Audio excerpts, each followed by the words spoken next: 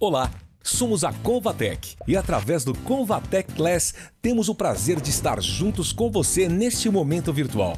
Obrigado por ter aceito este nosso convite.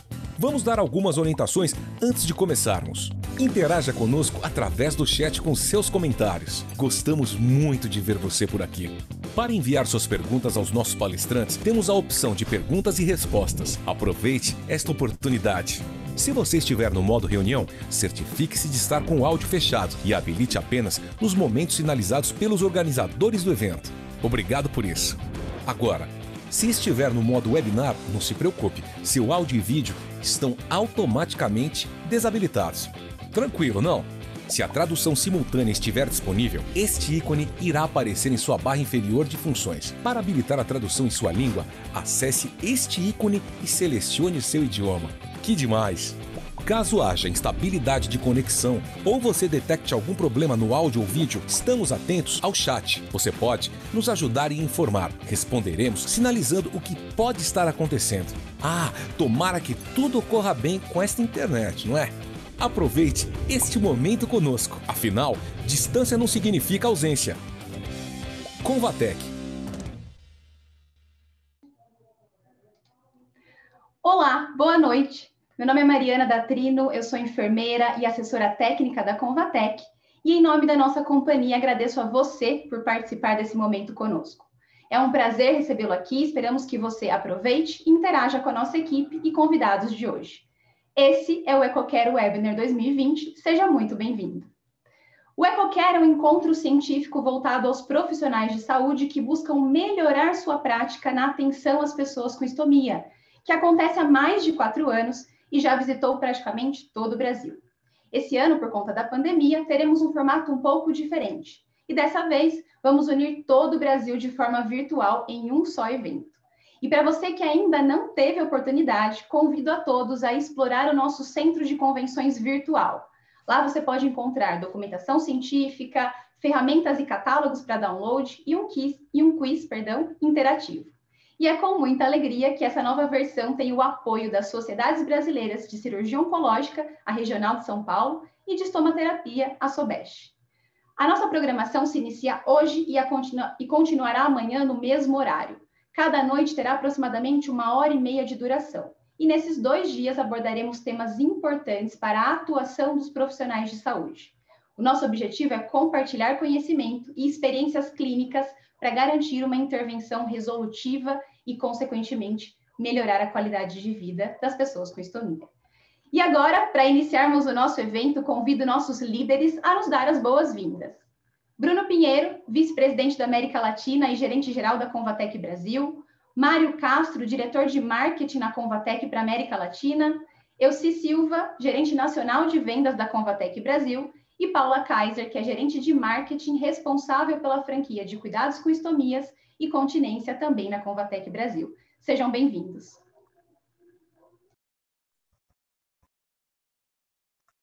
Pessoal, muito boa noite. Sejam muito bem-vindos ao nosso EcoCare Webinar. Obrigado a todos que dedicaram um pedacinho do tempo do dia para estar com a gente aqui em busca de conhecimento baseado em evidência científica e, no final das contas, para melhorar a assistência aos pacientes que tanto necessitam da nossa ajuda. Reforçando um conceito que a gente tem bastante claro aqui na Convatec, é pelas mãos de vocês, profissionais de saúde, que as tecnologias fazem sentido. Elas simplesmente não existem se a gente não tem vocês capacitados, inteirados e disponíveis para usar a tecnologia em saúde para o benefício do paciente. Então, esse é o nosso intuito, mais uma vez, um evento da Convatec, dessa noite é o EcoCare. Mais uma vez, sejam muito bem-vindos, aproveitem que seja um excelente evento. E é com você, Mário.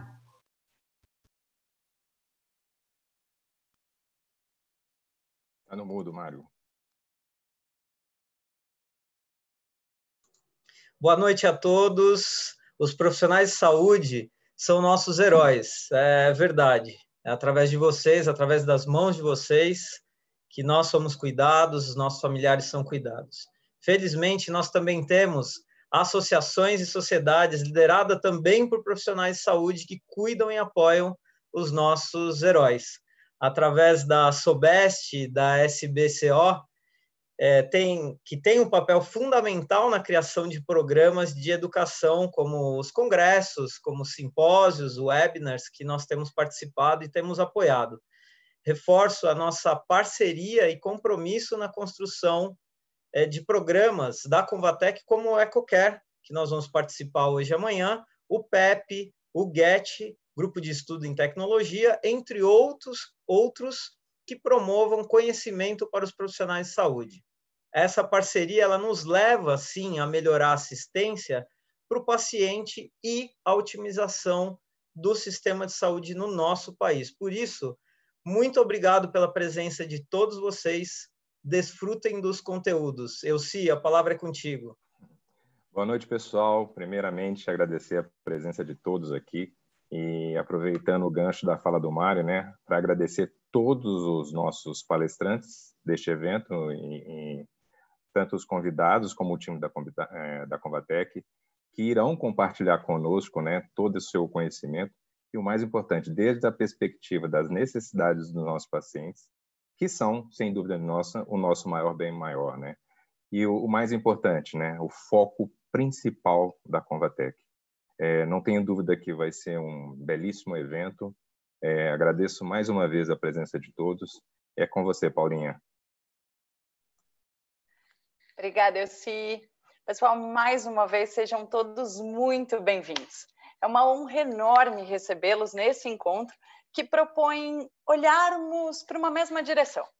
O objetivo do EcoCare é abordar cientificamente as melhores práticas, que ao final a gente possa oferecer a melhor assistência, ou cada vez melhor uma assistência para essas pessoas que tanto precisam de nós.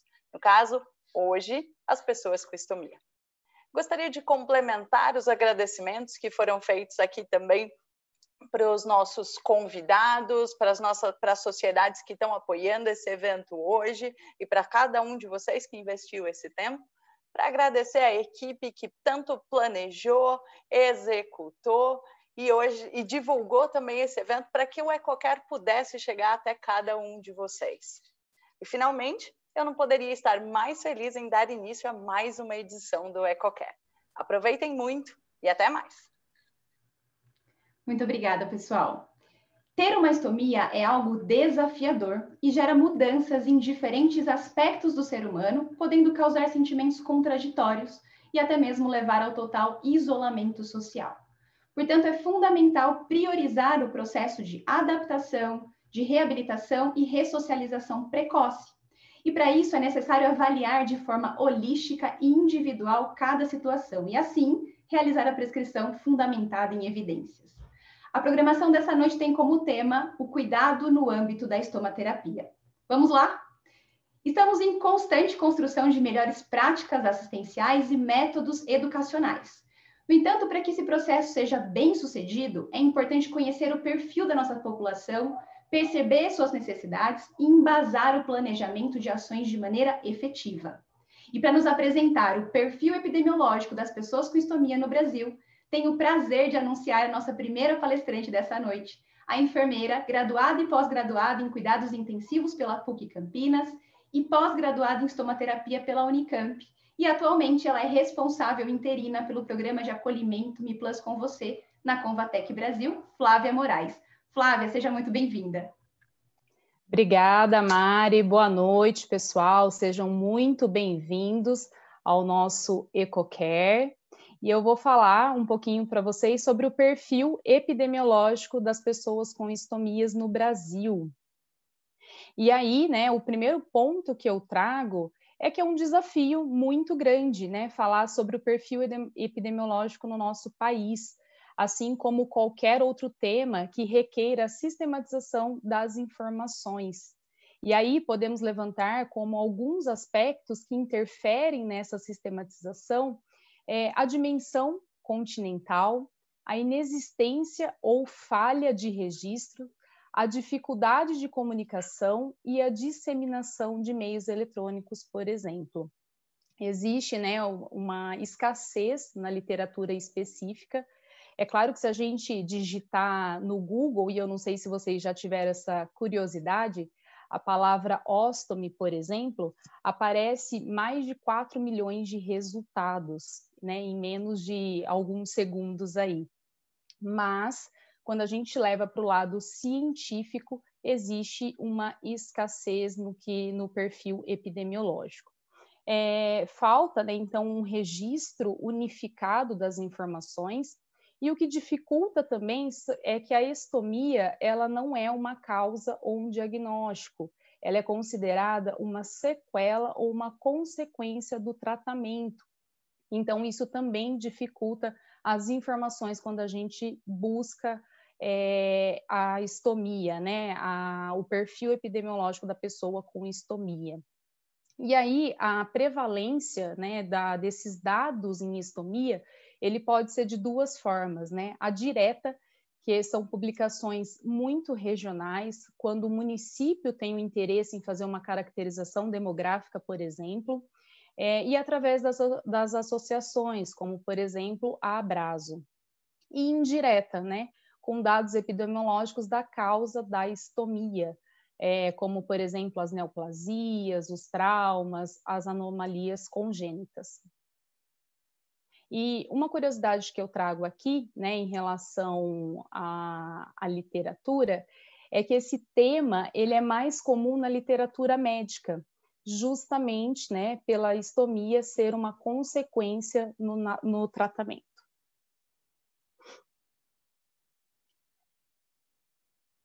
A Convatec, né, a nossa proposta, né, como Convatec, é de contribuir com a produção científica na área de estomias, e basicamente nós fazemos isso de duas formas, né? Como o Mário bem apresentou, temos um portfólio extenso, né, com vários programas voltados para a educação profissional, e o EcoCare, né, que estamos aqui, é também uma forma da gente fazer esse desenvolvimento. E a outra forma, né, é através da nossa expertise no atendimento à pessoa com estomia. Hoje eu vou apresentar, né, um resultado, alguns dados, né, parcial, claro, de um trabalho que a gente está desenvolvendo na nossa base de dados desde 2017. Desde 2017. Bom, está dando um pouquinho de eco. Com a intenção, né, da melhoria das nossas práticas na assistência com a pessoa estomia e também contribuindo com essa base científica. Quando a gente fala em estomia, né, o que é a estomia? Então, por definição, é a exteriorização de uma porção do intestino ou dos condutos urinários que possibilita a eliminação do efluente fecal ou urinário de forma incontinente. E aí, quando a gente fala de uma estomia, a gente tem que fazer uma conexão entre paciente, acesso ao material e profissional, né? Quando a gente fala aqui do paciente, o nosso foco maior é a reabilitação e o nosso atendimento logo após a cirurgia. É claro que o melhor dos mundos fosse se a gente fizesse já a demarcação e já tivesse esse contato antes da cirurgia, mas na maioria das vezes a gente só vai conseguir ter o contato com esse paciente depois da sua cirurgia. E aí a gente tem que olhar o paciente como um todo, né? As suas crenças, as suas habilidades, a sua destreza manual, por exemplo, a sua rede de apoio, e aí sim a indicação do equipamento coletor, de acordo com as características da sua estomia. Quando a gente pensa no material, né? Por mais que a gente está na era da tecnologia, de redes sociais, a gente sabe, né, que o acesso à informação ele ainda é limitado e ineficaz, né? A gente tem dados de uma revista da Estima que mais de 50% das pessoas com estomias não estão inseridas em um sistema de atendimento, ou seja, ela não tem acesso ao material, e o que é fundamental para a sua reabilitação. E quando a gente fala do profissional de saúde, a gente fala da conexão com esse paciente, de criar essa conexão, de criar essa empatia e do desenvolvimento em produção científica e conhecimento para que ele que está lá na ponta com esse paciente, pode ser que ele não tenha as habilidades para a indicação, mas que ele leve a informação para esse paciente. Trazendo um pouquinho, né, dos dados epidemiológicos, esse dado é da Associação Internacional dos Ostomizados, e a gente tem o dado de que 1.300.000 pessoas vivem com mistomia hoje, né? E aí, quando a gente passa para a causa da estomia, né, o que pode levar à confecção de uma estomia, a gente tem os tumores, os traumas,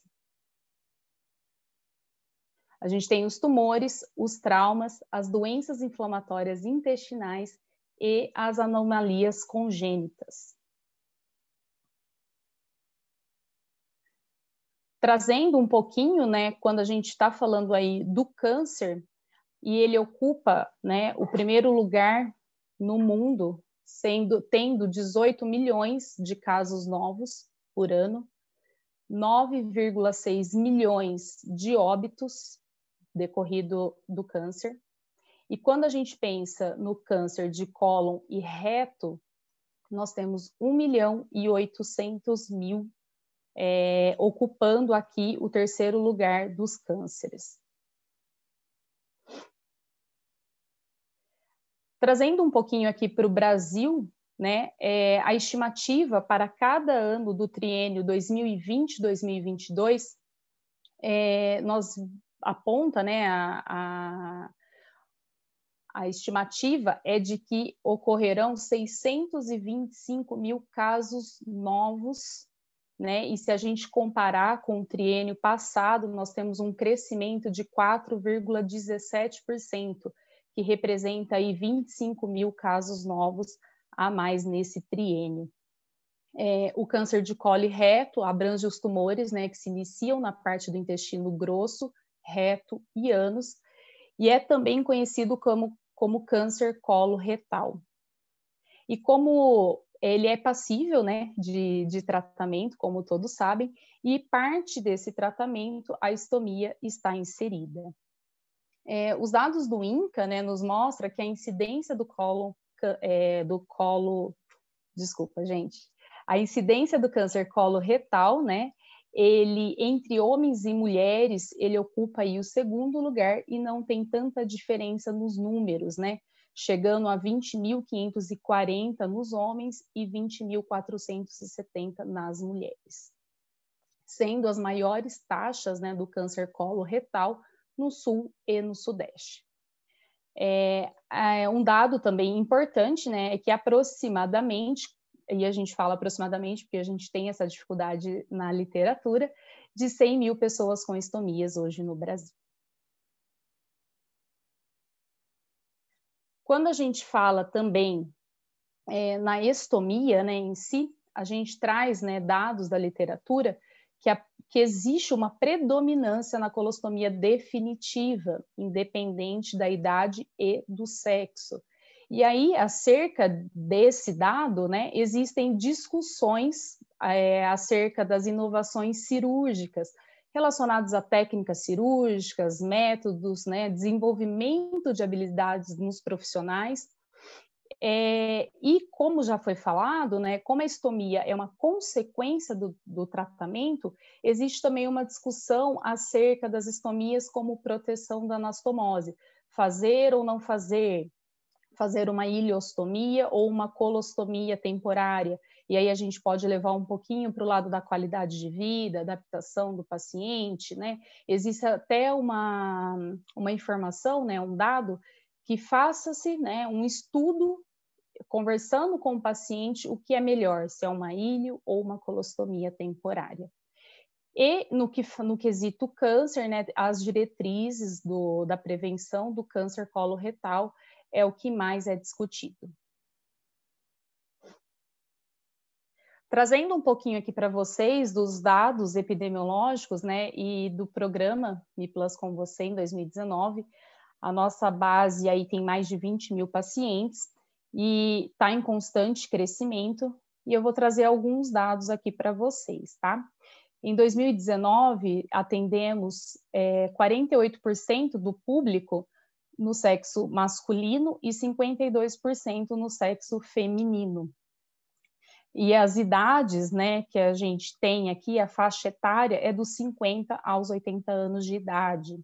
Existe um registro, né, da própria Abraso, que a porcentagem maior concentra-se em mulher. Então, esse dado bate aí com o que a gente tem de informação. Trazendo aqui um pouquinho mais os nossos resultados, a gente está, né, 75% no público e 25% no privado. Em relação, né, ao tipo de estomia, o nosso maior número é nas colostomias, com 63%, e no que diz, né, no tempo de permanência, nós estamos 50% no definitivo. Então, também, mais uma vez, colabora com o que a gente tem de dados. Quando a gente fala das complicações, o compilado das informações nos traz que 23% apresentaram complicações peristomia. E aqui as complicações entram as dermatites, né, por exemplo, entram também um descolamento mucocutâneo, entra as complicações que podem acontecer peristomia. E a coleta de dados, né, ela nos permite a obtenção da importância epidemiológica para futuras intervenções, como campanhas de prevenção, diagnósticos e tratamento precoce, por exemplo, né? A gente também, como Convatec, pode auxiliar nessas campanhas, bem como o conhecimento da estrutura do atendimento profissional e o apontamento das melhorias. Em relação aqui às complicações, o que a gente pode perceber, né? Existe uma literatura que nos traz que 66,8% das pessoas com uma estomia vão apresentar complicações, principalmente na ileostomia, que chega até 57%, né? E 76% das complicações podem durar por 3 meses. O que a gente tira aqui, né? Quando a gente olha esses dados compilados com 23% das complicações, é fato, né, que estamos caminhando para o nosso objetivo, que é diminuir mesmo essas complicações, é fazer com que o paciente tenha acesso o mais rápido possível a um atendimento, né, especializado, ele seja inserido num sistema que ele possa receber o equipamento coletor mais indicado para ele, e também contribuir com a sua reabilitação, melhorar a sua qualidade de vida e evitar traumas.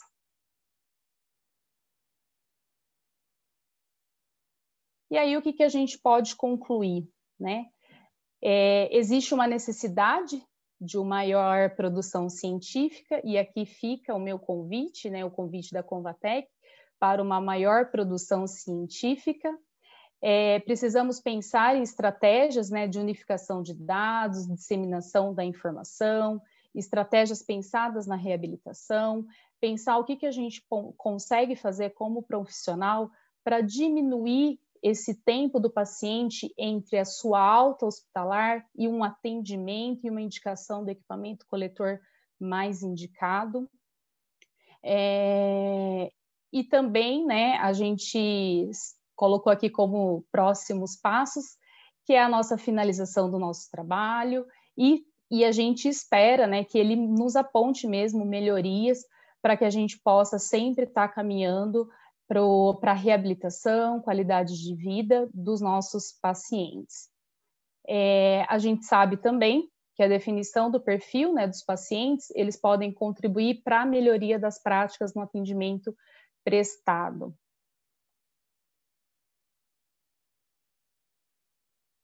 E é isso. Obrigada, Mari. Obrigada, Flávia. A nossa pele é responsável por várias funções essenciais. Sendo assim, é de extrema importância os cuidados para a manutenção da sua integridade. Quando falamos especificamente da pele na região periostomia, essa está diretamente associada à adaptação do equipamento coletor, que é um fator determinante para o sucesso no processo de reabilitação.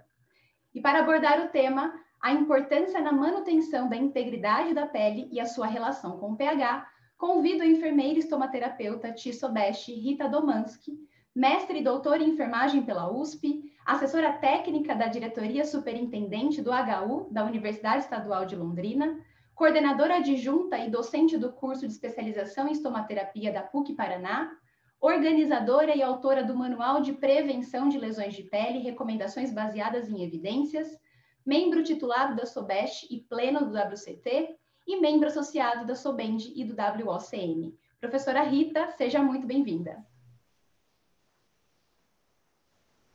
Obrigada, meninas, pelo convite, tá certo?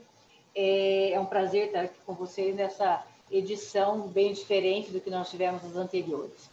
Bom, coube a mim falar da questão da importância da manutenção da integridade da pele, porque essa importância, essa grandeza do tema tem relação com aquilo que a Flavinha acabou de falar, com a questão da complicação. Já que a literatura traz que 100% dos pacientes experimentaram em algum momento da sua vivência com o estoma a dermatite, seja no pós-operatório imediato, seja no tardio. E alguns convivem com elas por muito tempo, né? Aqui minha declaração de conflito de interesses para essa apresentação. Lembrando que a pele é onde a gente começa tudo, né? O nosso limite com o meio exterior, é como a gente se apresenta para o outro. E por conta disso, nós também sofremos os efeitos deletérios desse meio ambiente. Então, por isso, a grande importância da gente olhar para a nossa pele e olhar para a nossa, não estou falando só do paciente, olhar para a nossa pele, aprender a cuidar da nossa pele para que a gente possa cuidar bem da pele desse paciente. Por quê? O grande papel dessa pele, né, pensando em fisiologia, é a questão da função barreira, né? Que a gente fala dessa função barreira, mas o que se trata isso, né? A gente tem que ver do que a gente é protegido por ela, né? Não só de vírus, bactérias, toxinas, da umidade, da questão da radiação solar, da questão do próprio cuidado que a gente faz, o cuidado diário que a gente faz com a pele da gente, faz com que a gente perca essa função por uma questão de ajuste de cuidado. Então, precisamos pensar que é uma barreira mecânica, microbiana, química e térmica, ok? Lembrando que a pele, a reposição de 100% dela se dá em 30 dias, e para nós, a gente vai concentrar aqui na epiderme, que é a camada mais externa, o turnover dela, para um adulto normal, sem nenhuma comorbidade, é de 7 dias. Então, ela se renova totalmente a cada 7 dias. Então, isso também é importante para a gente entender que quando alguém fala para a gente assim, o equipamento coletor vai ficar fixado, aderido bem na pele até 7 dias, é porque tem a ver com justamente essa descamação que vai acontecer no extrato córneo da camada mais superficial. Então, é fisiologia, tá certo? Pensando que vários fatores interferem na manutenção da integridade dessa pele e do seu pH. Nós temos fatores corporais, idade. Por exemplo, o recém-nascido, o pré-termo, ele tem uma pele extremamente alcalina, que ela se acidifica com uma semana e volta a ser alcalina. O idoso tem uma pele mais alcalina, né? Então, essas questões da gente olhar para a questão nossa de idade, gênero, por exemplo, os homens suam mais, secretam mais sebo, mais suor, têm uma espessura maior de epiderme do que as mulheres. A pele negra, ela tem mais proteção, não estou falando só de radiação, mas ela tem vários atributos que as caracterizam, que as protegem, protegem essa integridade. O local anatômico, o pH, não é igual em toda a superfície desse corpo, né? O estilo de vida, quem nada, quem faz prática de esporte, quem faz práticas esportivas que exijam atrito, tudo isso vai influenciar na manutenção e na integridade dessa pele. Os mais obesos também têm uma questão relacionada à questão da produção de gordura. Aí nós temos as características próprias da pele, né? Que são a espessura do trato córneo, porque ela vai mudar de acordo com a raça, de acordo com a idade. A rugosidade tem a ver com os fatores de hidratação natural dessa pele, quanto essa pele consegue reter de água para poder manter a elasticidade, manter o turgor, ela não ter essa perda transepidérmica de água, que ela é acentuada quando eu faço a ruptura dessa pele, né? Eu altero esse pH, então a gente tem uma perda muito maior de água por difusão do que se tiver essa barreira mantida íntegra. A questão da produção de suor e sebo, que elas são necessárias e para a nossa proteção e para a manutenção desse pH, mas que a gente, por questões de hábito, nós podemos modificar. E também a permeabilidade da pele, ela vai sofrer uma agressão por água, partículas estranhas, alérgenos que a gente possa colocar essa pele em contato, os solventes, os detergentes, os sabões, os cosméticos que a gente usa vão interferir nesta integridade. Então, nós temos que estar atentas para isso, né? E se a gente for falar da importância e por como que a gente consegue manter essa integridade, ela é feita por esses 3 conjuntos de elementos: o suor e o sebo, os corneócitos e os fatores de hidratação natural e as proteínas e os lipídios. Se a gente for pensar em cada um deles, pensando que o pH da nossa pele, ele varia entre 4 e 7, mas o que a literatura traz como ponto médio é 5,5. Então, como é que a gente consegue manter esse pH? Pela nossa produção de suor e sebo, que o conjunto forma o manto lipídico, que ajuda, inclusive, no controle da microbiota, que vai interferir no pH dessa pele também. Ok? Então, é o primeiro conjunto de elementos. O segundo conjunto de elementos é o modelo que a gente conhece como o modelo do tijolo e argamassa, né? Em que a nossa pele pode ser comparada a uma parede de tijolos, né? E aí eu digo para vocês assim, como é que ela vai ser, como é que sendo comparado com uma parede de tijolos, eu posso dizer que isso está interferindo? O que acontece? Se eu pegar aqui essa parede e mostrar comparada à pele, o que a gente tem aqui? Então, cada corneócito, ele está repleto de queratina, né, sintetizada, que torna o nosso estrato córneo impermeável, e de fatores de umidade natural, que são decorrentes da degradação da profilagrina e depois da própria filagrina, em fatores de umidade natural, de fatores de hidratação natural, e essa filagrina é decomposta nesses elementos que vocês estão vendo nessa tabela à esquerda, que são elementos que fazem parte, que estão dentro desse corneócito, que vão ter a capacidade de atrair a água do meio ambiente, porque a umidade relativa do ar interfere na umidade dessa pele, nessa captação de água, bem como ele atrai a água por difusão da derme. Então, por isso que é extremamente importante esse conjunto para a manutenção da integridade da pele e manutenção do seu pH. Né? Se eu pegar, comparando esse modelo de argamassa e tijolo, eu trago duas imagens que são diferentes, uma de uma parede, que ela tem essa argamassa que intermeia os tijolos, que dá a ela resistência, né? Então, é isso que faz com que nós tenhamos uma unificação, uma coesão dessa pele, dessa epiderme, desse estrato córneo. Então, para que a gente tenha a argamassa, a gente tem um conjunto de lipídios e de proteínas que fazem, como proteínas dos cornodermosomos, que é representado nessa figura pelos elementos marrom, que mantém coeso, uma célula unida à outra. E vocês estão vendo vários pontos envolvendo o corneócito. Esses pontos são os lipídios que envolvem cada corneócito.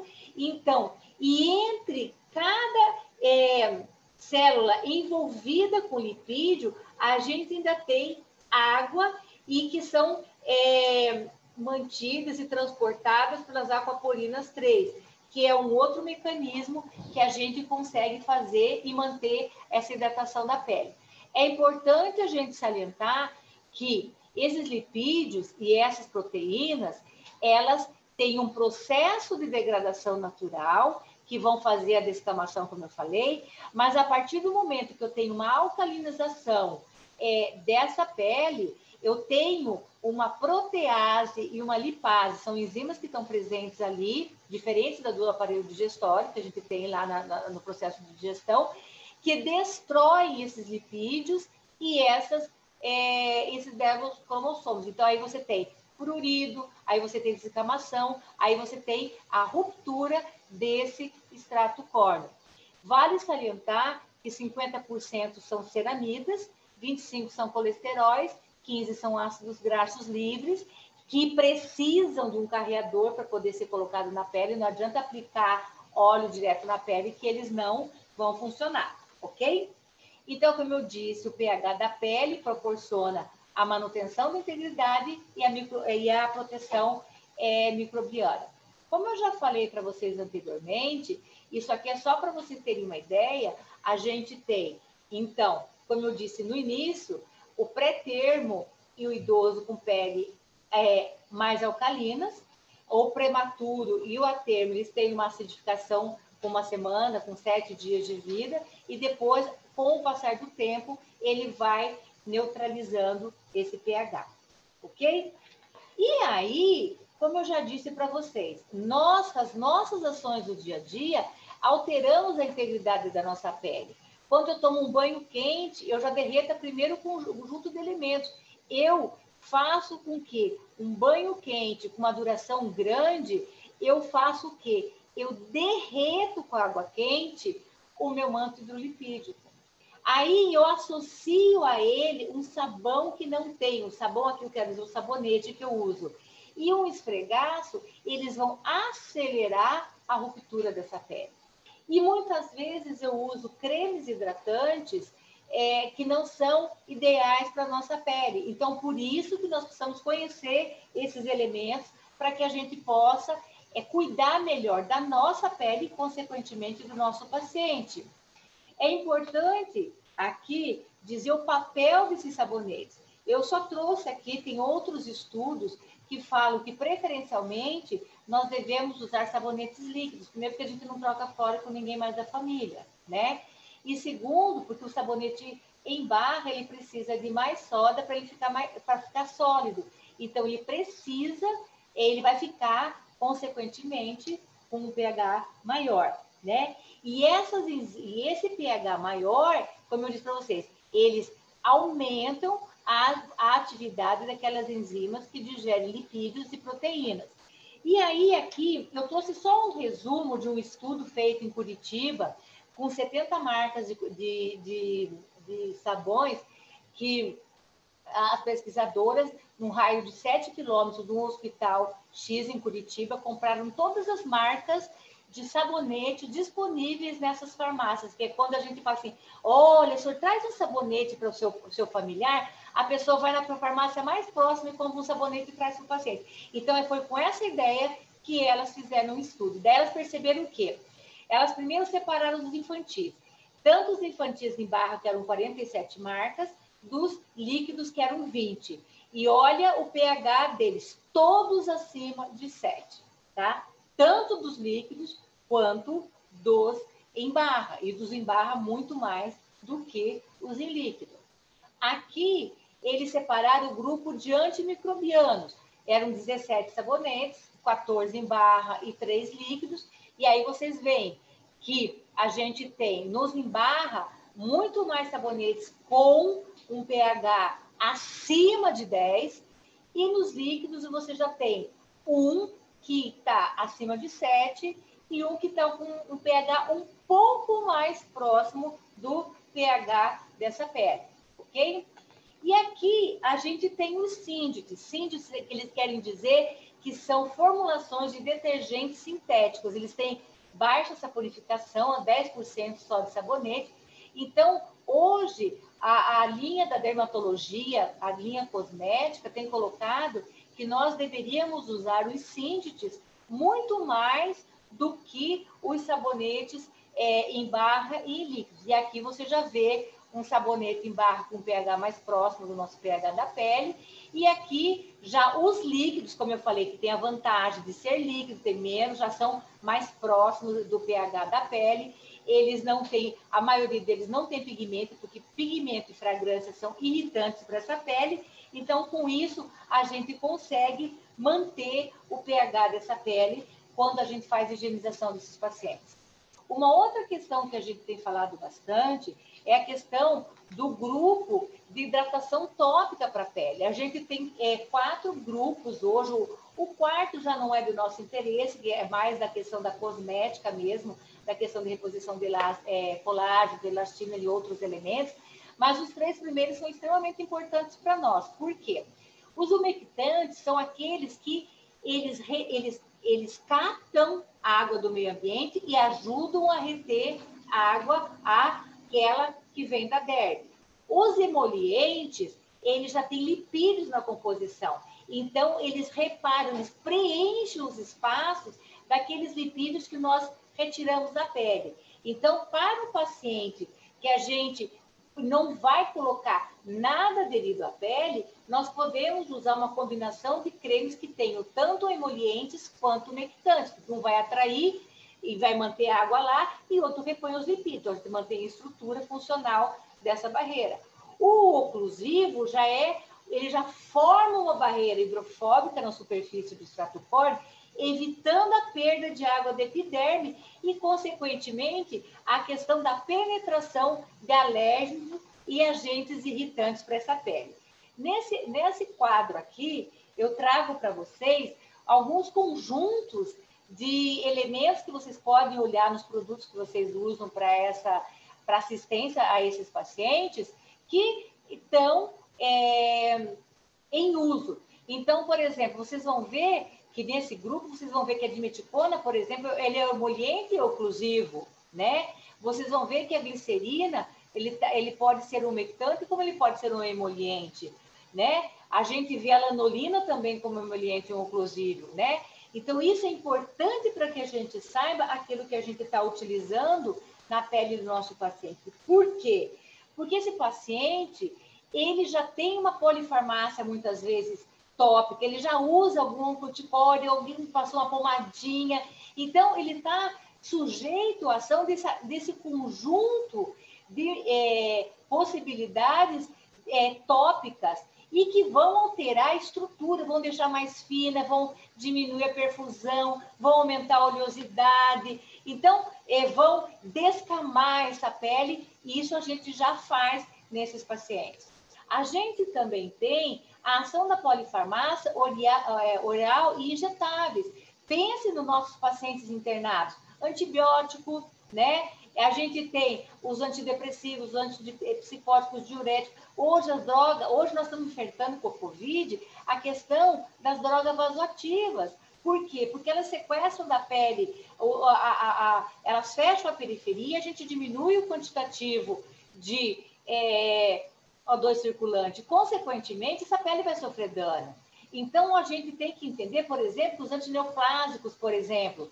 Os antineoplásicos, eles têm uma degradação e uma eliminação também por essa pele. E isso afeta a adesividade dos equipamentos, e não só isso, como eles vão alterar o pH desta pele, tá certo? Temos um outro problema, que é a questão dos produtos fixados a essa pele. Quantos de nós não se depara com essa situação dentro da instituição? De um paciente que chegou com abdômen agudo, que foi para a cirurgia de urgência, que está na UTI, né? Então, ele vai sofrer um processo de degradação dessa pele e que ele vai recuperando com o passar do tempo.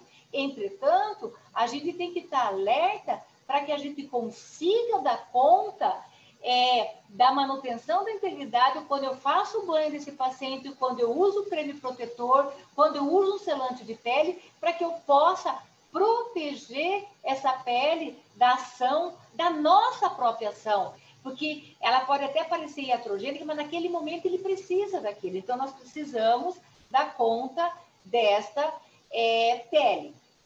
E para a gente finalizar, eu teria para dizer para vocês que o nosso estrato córneo é a camada de epiderme responsável pela função estrutural, né, da nossa pele, tá certo? E que a anamnese feita pelo profissional, ele vai direcionar a assistência. A gente precisa de protocolos institucionais que garantam a prevenção com produtos que mantenham a integridade da pele desse paciente. A gente precisa conhecer e selecionar melhor as tecnologias para o uso desses pacientes, para a preservação da integridade, porque não adianta alguém chegar lá e dizer que ele é bom, ele tem que realmente ser bom e atender as necessidades da nossa clientela. E, finalmente, a educação, paciente, família e cuidador. E a gente não pode ter só nós o conhecimento. A gente precisa divulgar, partilhar o conhecimento com a equipe, com a nossa equipe, aquela que nos auxilia no desenvolvimento das nossas atividades do dia a dia. Eu tenho a agradecer, muito obrigada pela atenção e boa noite. Muito obrigada, professora Rita. A preocupação com a deshospitalização precoce do paciente pós-cirúrgico é acelerar o processo de recuperação e diminuir os riscos secundários ao período hospitalar. Para isso, destacamos a importância do gerenciamento de risco de lesões peristomia, uma das principais causas para o prolongamento da permanência do paciente no hospital e reinternações. Dando sequência às apresentações, abordando o tema alta precoce pós-cirúrgico e o gerenciamento de risco de lesão peristomia, convido Silvia Moreira, que é enfermeira graduada pela Universidade Estadual de Maringá e pós-graduada em estomaterapia pela PUC Paraná, membro pleno da SOBEST e atualmente assessora de desenvolvimento científico para a Ostomy Care na Convatec Brasil. Silvia, seja bem-vinda. Obrigada, Mari. Boa noite a todos. Um prazer fazer parte de mais um EcoCare, desta vez num formato bem diferente. Estamos aprendendo ainda a trabalhar com tanta tecnologia, né? Mas vamos fazer um evento aí bem bacana. Vamos falar um pouquinho hoje sobre, então, a alta precoce, pós-cirúrgico e o gerenciamento da lesão peristomia. Bom, para começar a nossa discussão, eu gostaria que você que está assistindo dividisse comigo essa experiência. O que você acredita que influencia ou que permite essa reabilitação mais facilmente ou menos dolorosa e que possa nos ajudar a ter um período intra-hospitalar menor, que esse paciente, que essa pessoa com estomia possa sair o quanto antes desse hospital? O que vocês acham? Respondem aí no chat para mim. Vamos ver que respostas que aparecem aí.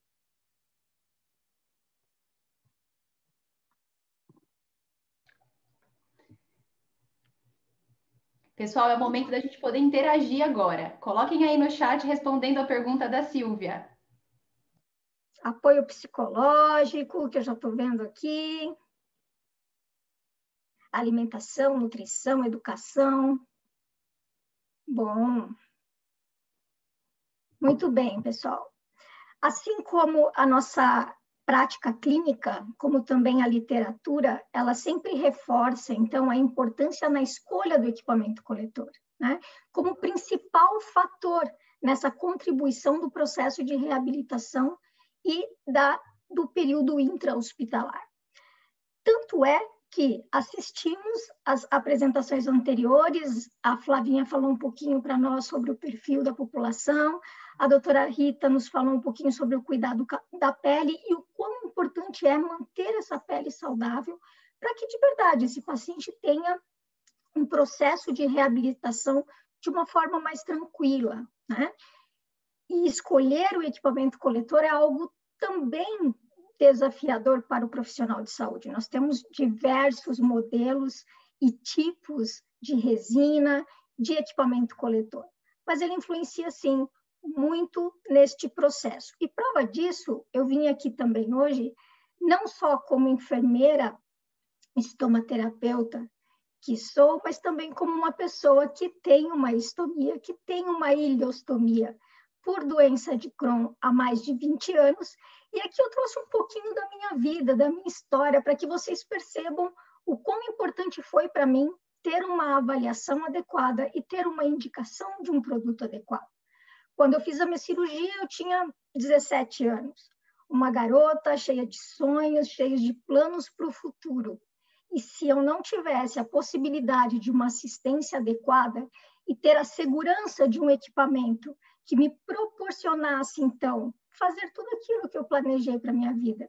Viajar sempre foi um sonho, sempre foi um objetivo. Conhecer lugares diferentes, conhecer pessoas diferentes.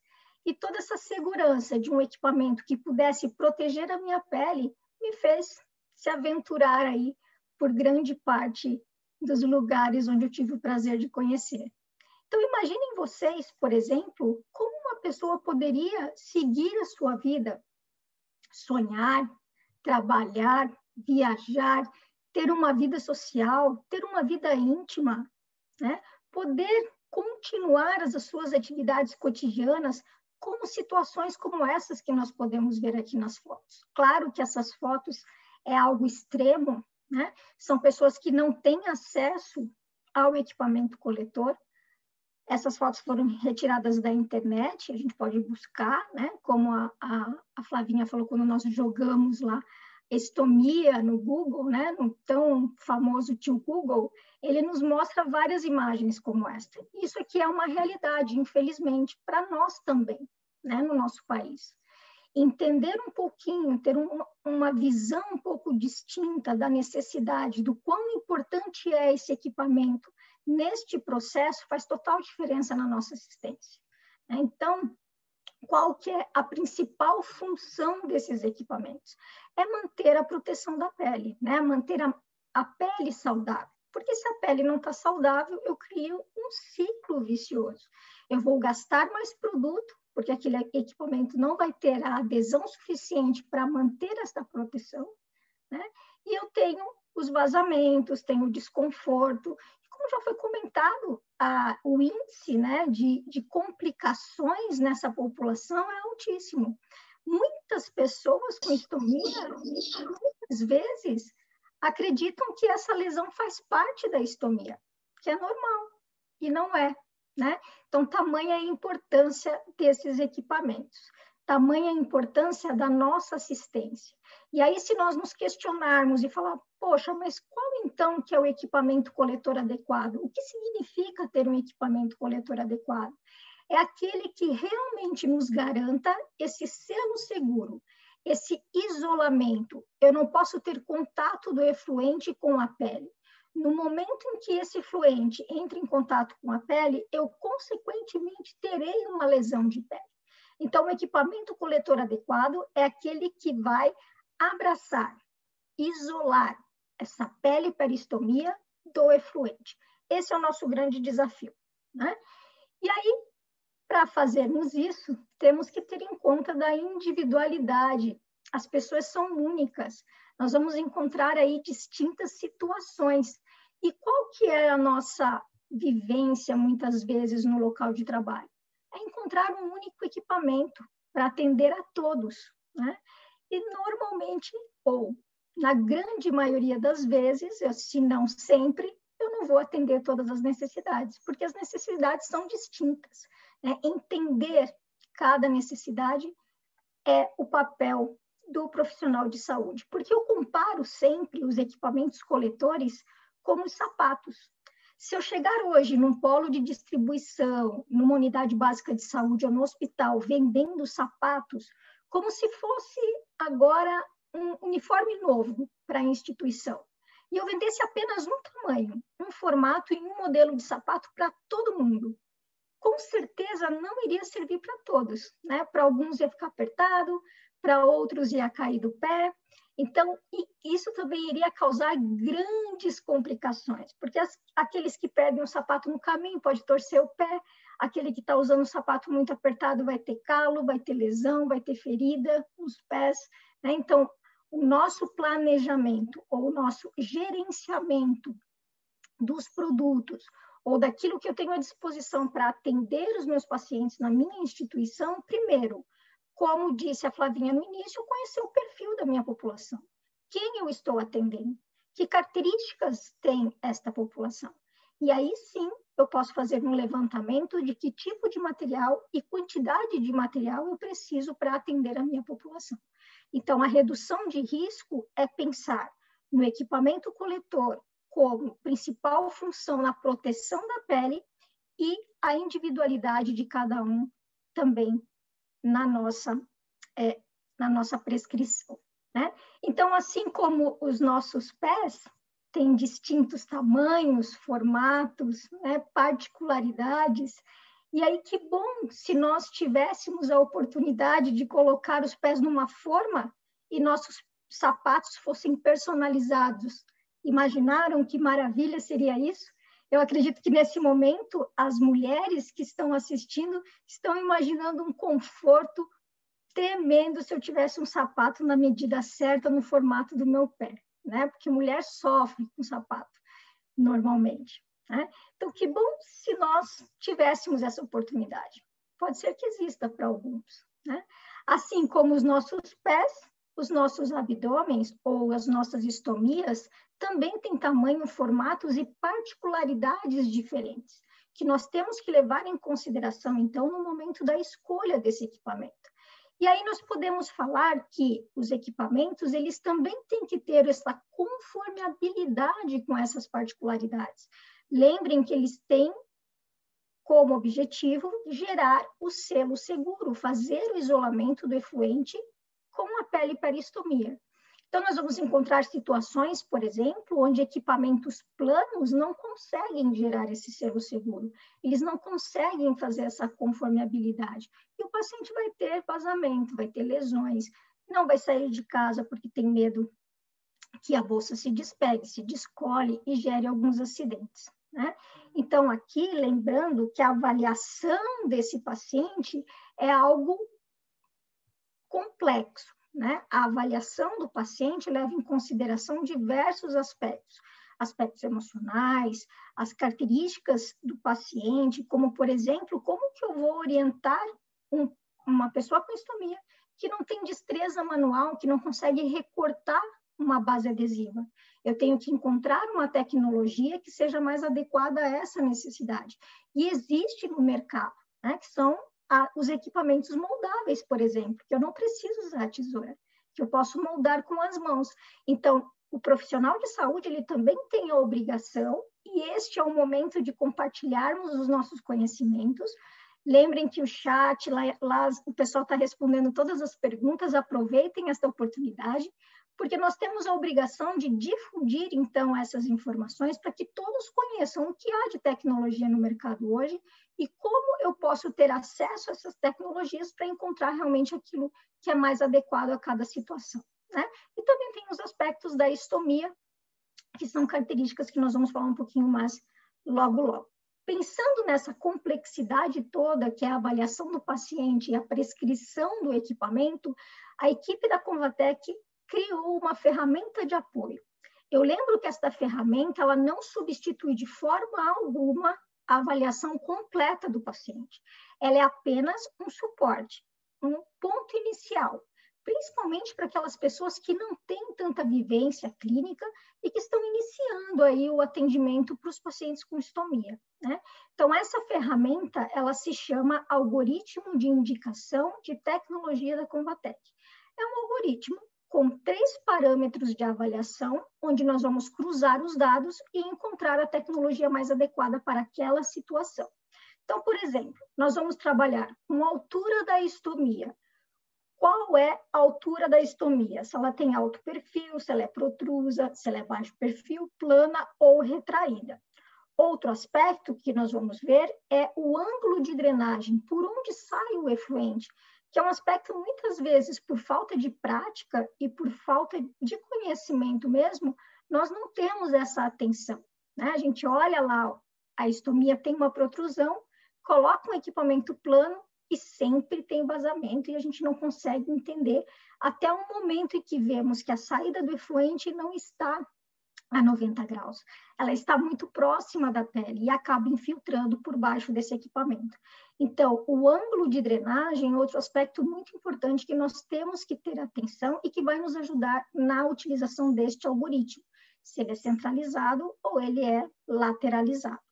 E, por último, e não menos importante, nós vamos falar do formato abdominal, né? Se ele é plano, se ele é globoso, se ele tem pregas, como é a apresentação deste abdômen.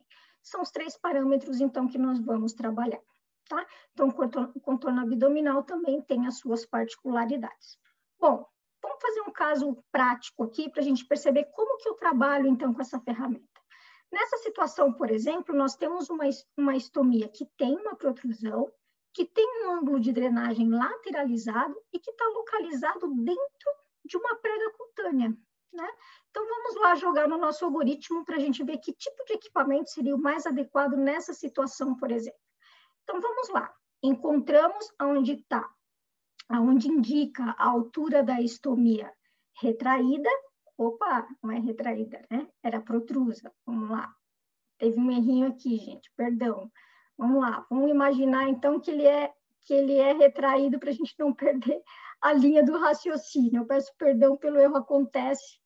De vez em quando o Tico e o Teco dão uns choquinhos, né? Mas vamos lá, vamos imaginar então que é retraído, tudo bem? Peço perdão aqui.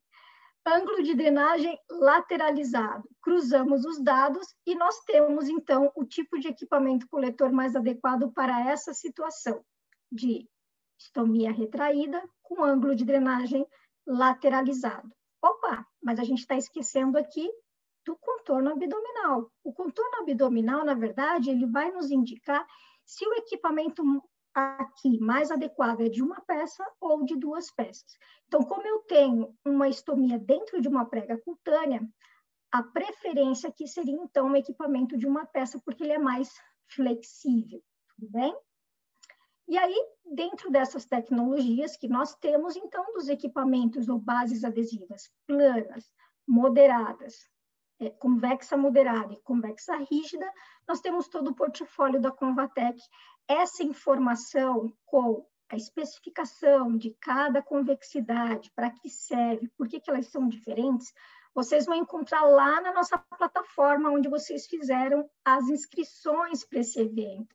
Se vocês não tiveram oportunidade, voltem lá no final deste evento e olhem no nosso stand, nós vamos ter esse algoritmo para que vocês possam baixar e imprimir e ter para ajudar na assistência, e fala também um material bem interessante sobre as convexidades e também sobre os produtos com algumas informações a mais. Então, a gente tem muita coisa aí e nós temos amanhã também algumas coisas que vão complementar essas informações, tá?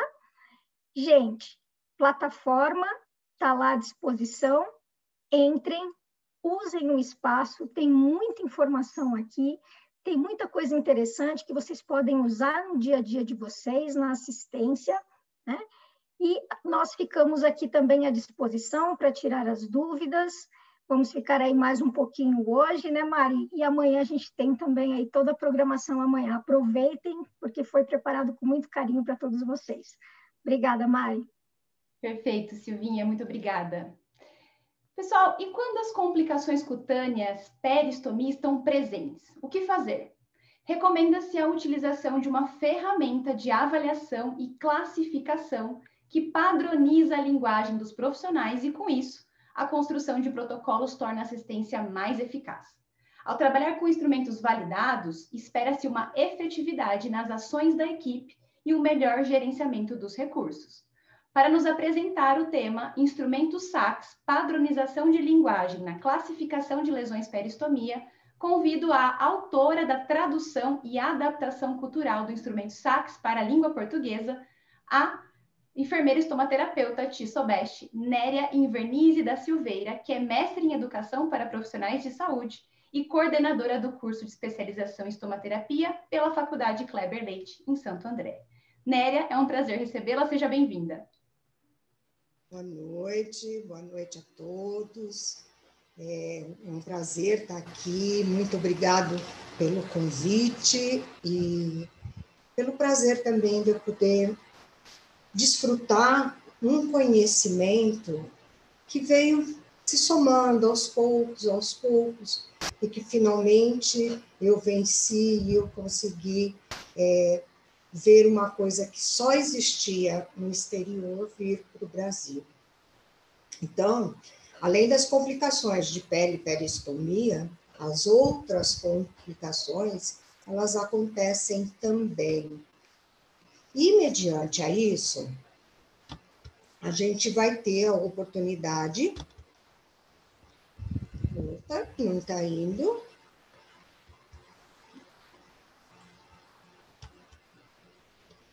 não tem o conflito de interesses, né? A gente vai definir o que é uma área de pele e peristomia.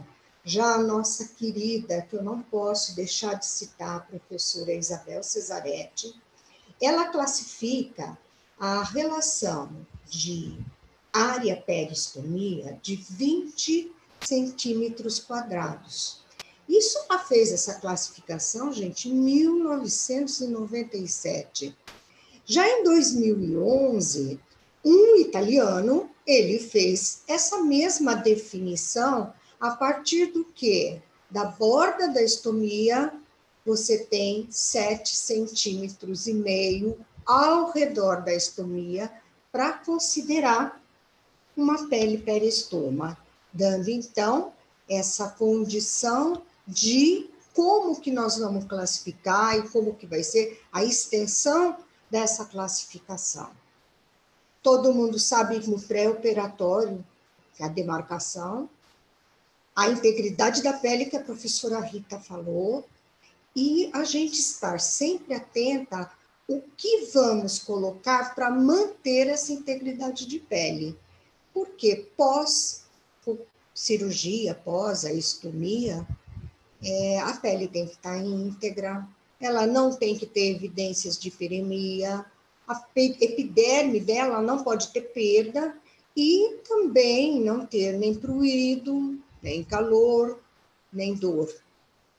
A gente sabe que existem fatores internos e externos e também referente à estomia, que é muito importante, a construção cirúrgica, né? O quanto que a localização é importante antes da construção, para que tenha uma boa abordagem da protrusão, para que a gente possa pôr um equipamento coletor e adjuvante também, que vedem os excrementos, né?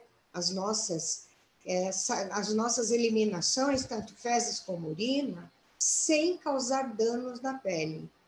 E a gente também tem fatores internos, que são as nossas condições de doença de base, que, gente, tem várias doenças de base que podem causar uma lesão de pele peristoma ou uma lesão fora da área da pele peristoma, mas é uma doença que pode e causa uma estomia. A doença de Werner, que é uma síndrome, e hoje eu tenho estudado muito sobre a porfiria, que dá lesões de pele e que, dependendo da má condição de diagnóstico, pode levar a uma estomia também.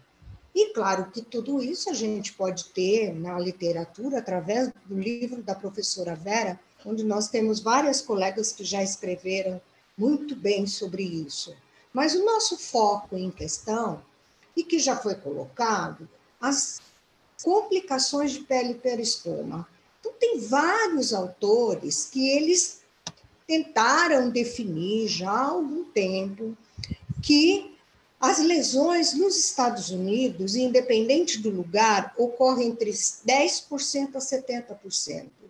Isso é um valor de referência, de incidência muito grande, e a gente não consegue ter uma classificação correta. Porém, alguns autores, eles falam em classificar a questão da lesão da pele como uma lesão leve, uma lesão moderada, uma lesão grave. Mas a gente sabe que nós temos algumas lesões que também são causadas pelo autocuidado ou pelo do cuidador, que é o trauma mecânico, que é uma lesão irritativa pelas fezes ou pela urina, ou uma infecção bacteriana ou uma infecção fúngica. E aí, o que é importante a gente estar sempre lembrando é que autores já escreveram sobre lesões de pele. Então, em 2001, Jack Cowell escreveu de 18% a 59%. Bates escreveu de 6% a 68%. Já Ratife escreveu de 10% a 70%. Então, nós teremos o quê? Que tem estudos que falam sobre lesão de pele e peristoma. Porém, as configurações dos estudos são diferentes, e isso não dá para se fazer uma padronização correta para também se classificar de um local para o outro o que acontece. Por exemplo, a Flávia falou que o sul e sudeste têm mais câncer colo, retal, do que outros locais. Então, a gente também deveria estudar como estão as lesões de pele em determinados locais. Temos alguns estudos, mas não temos um total desses estudos. Então,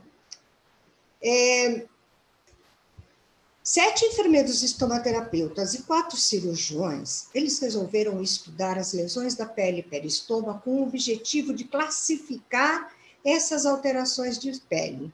Então, para isso, eles fizeram um estudo observacional, prospectivo, que teve uma durabilidade de 3 anos, e eles avaliaram 656 pacientes, onde 339 tinham lesões de pele. E eles fotografaram. Fotografaram no momento da lesão, depois de 4 semanas, depois de 12 semanas, depois de 24 semanas, e com as suas respectivas intervenções, que também vão dar protocolos de avaliação e tratamento dessa pele peristomia. E onde foi isso? Foi na Itália, o país que eu mais gosto e pretendo um dia voltar. Então, foi feito esse estudo nesses 8 serviços, para não ter viés da pesquisa, foi feito no norte, no centro e no sul da Itália, caracterizando as peles, né? O que aconteciam com essas lesões e onde que elas estavam, através de quadrantes.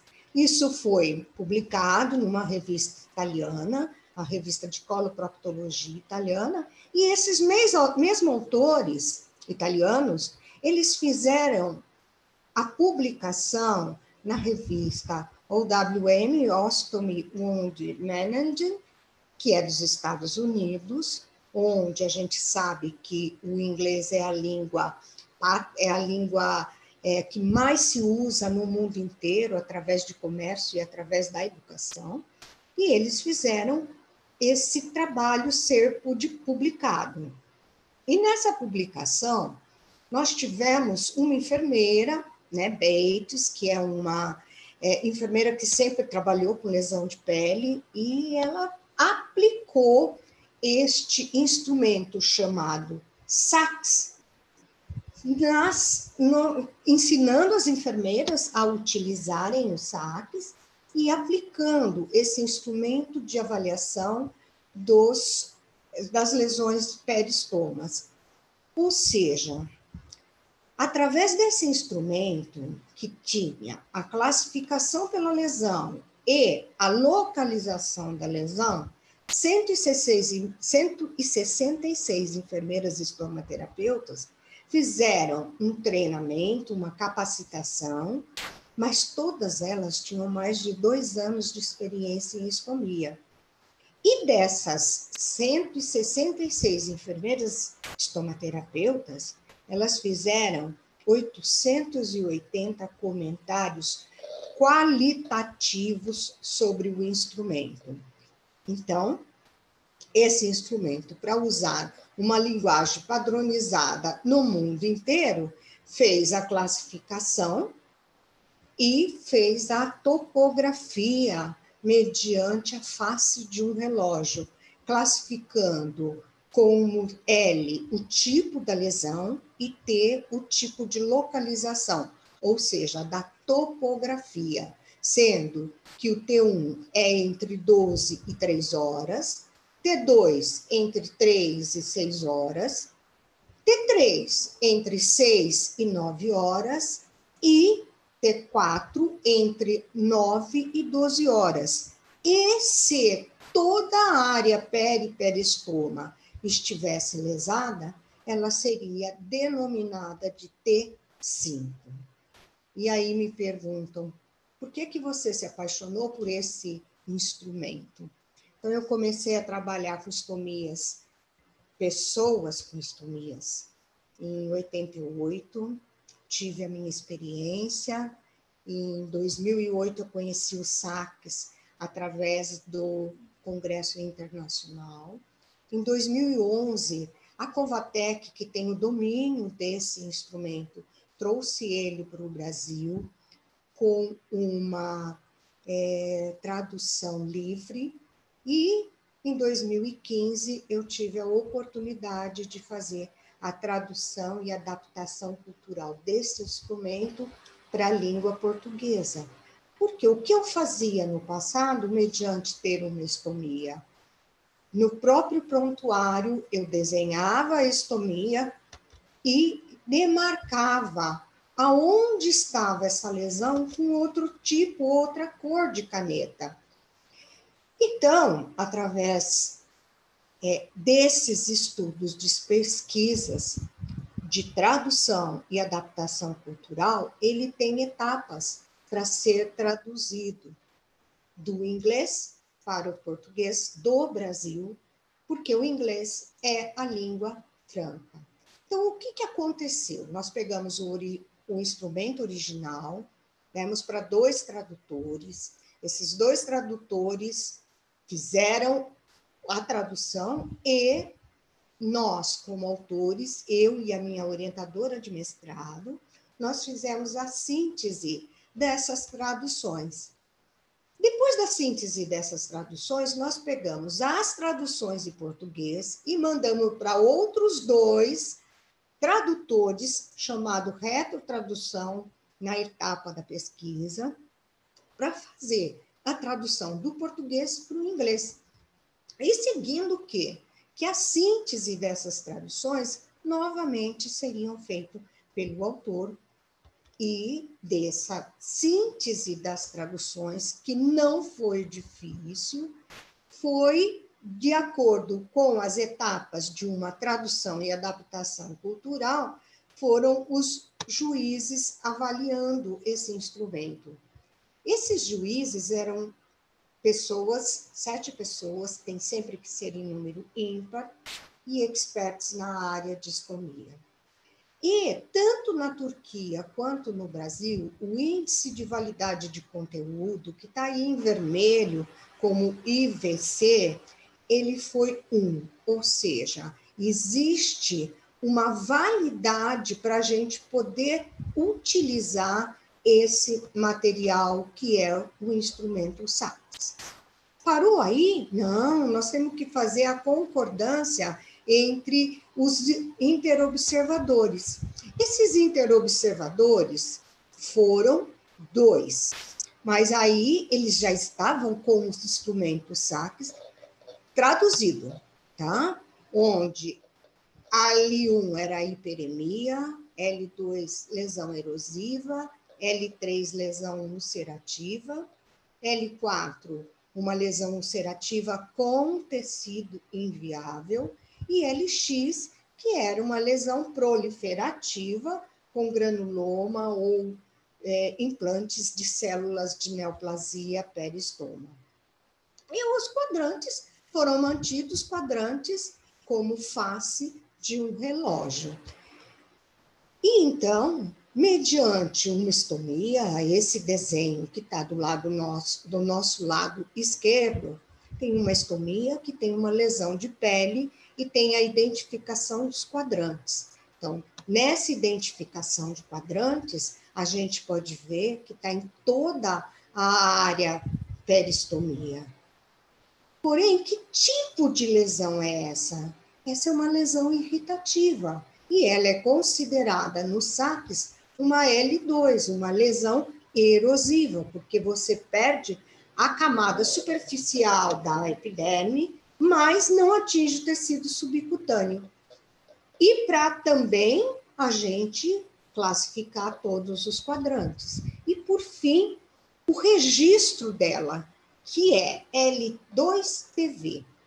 Imagina se a gente estivesse num serviço e escrevesse só isso. Ninguém entenderia uma questão dessa sem conhecer o instrumento SAPS e sem a equipe toda saber que ele vai ter uma evolução. E dessa evolução nós vamos ter intervenções, e essas intervenções são para a melhoria da pele peristoma, e essa melhoria é o como a enfermeira Silvia falou, utilizando equipamentos coletores, onde essas bases adesivas elas são protetoras dessa lesão, se bem colocadas, e elas são curativas dessa lesão. E aí, mediante a situação de ter um instrumento já traduzido e validado, nós precisávamos saber se ele era confiável. Então, para ele ser confiável, nós convidamos 2 enfermeiras estomaterapeutas com 41 fotos para que elas pudessem avaliar e fazer o registro dessa avaliação. Ou seja, num primeiro passo, avaliar e classificar a lesão. No segundo passo, identificar a localização. E o terceiro passo, colocar que lesão que era e que topografia. Claro que nessa concordância interobservadores, que avaliou a confiabilidade, a gente tem instrumentos que são cálculos feitos por estatísticos que nos ajudam a complementar que tipo de valor que é dado para se considerar se um instrumento ele vai de pobre a excelente na sua concordância. Ou seja, as enfermeiras estomaterapeutas, elas tinham que classificar isoladamente a lesão e a topografia e depois, através de um método estatístico, que é chamado concordância de capa, ela foi considerada uma concordância considerável. Ou seja, o nosso instrumento pode ser utilizado em qualquer lugar, do norte do nosso país ao sul. Podemos comparar esses valores, bem como os valores do Brasil e de fora do Brasil. Porém, existe também um outro valor estatístico que a gente pode fazer se esse instrumento ele tem uma concordância. E claro que esse instrumento deu um valor extremamente significante. Então, eu, com o maior prazer, tive a oportunidade de fazer essa adaptação cultural, trazendo um índice de validade de conteúdo com resultado 1, uma concordância considerável entre observadores, mas nós precisamos de mais estudos, principalmente da extensão. Não adianta a gente colocar que a extensão é de 7,5, ao redor da estomia, já classificado, quando ultrapassa isso, porque nós já atendemos paciente que essa lesão ultrapassa o valor de 7,5 centímetros ao redor da estomia. Como também encontramos valores totalmente irregulares. Mas, trabalhando com esse instrumento e sabendo que o enfermeiro estomaterapeuta é um profissional que tem um nível de abrangência muito grande, a gente pode aplicar esse instrumento nas tráqueos, nas pleurostomias, nas fístulas digestivas, principalmente nas esofagostomias e gastrostomias. E mostrando que esse estudo de concordância tem que ser capacitado, enfermeira generalista, e também tem que ser enfermeiras com mais experiências na área de estomia para fazer essa classificação.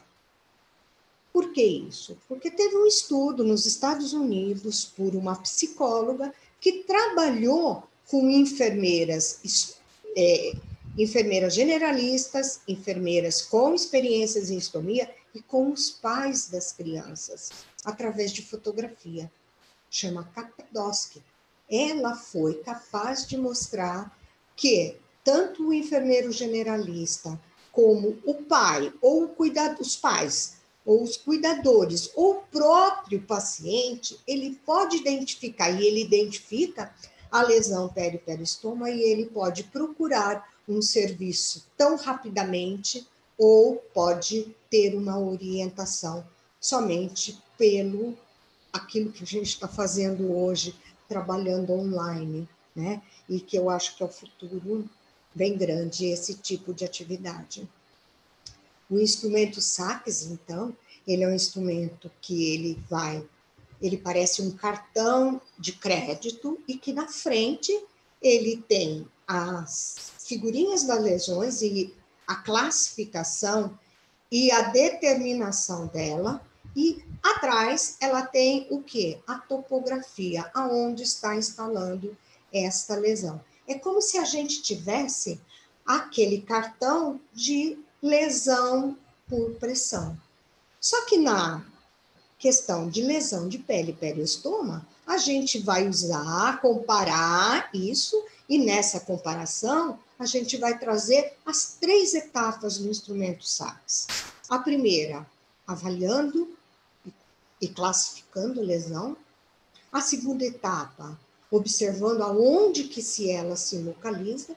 E a terceira etapa é escrever, onde todos os profissionais da equipe multiprofissional local, ou já estendendo maior aquele paciente que vai para casa, vai num serviço polo, ou vai num serviço de referência à assistência à pessoa, ele vai entender se essa pessoa está livre de lesão, então L não tem, e topografia, se não tem lesão, não tem localização.